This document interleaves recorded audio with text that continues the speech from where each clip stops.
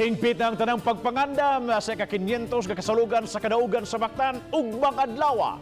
Apan wapa sa hingpit nga silikway ni Mayor Junard Ahong Chan nga posibleng makatambong yun si Presidente Rodrigo Duterte sa maong kalihukan.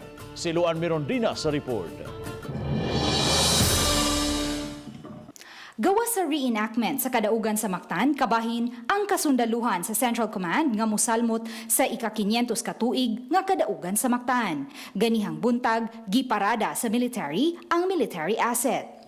Anaara usab ang mga cast nga padayong nagbansay-bansay alang sa reenactment sa gubat sa Mactan.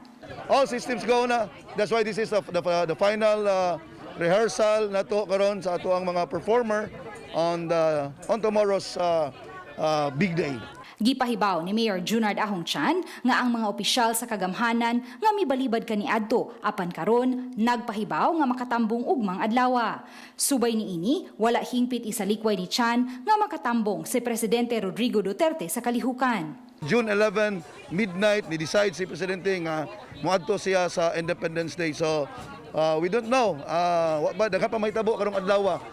Pipila sa highlight sa mga kalihukan naglakip sa pag-unveil sa historical marker ni Fernando Magallanes, wreath-laying rites o presentation sa commemorative stamp. Ipahigayon usab ang virtual groundbreaking sa Lapu-Lapu Memorial Shrine and Museum.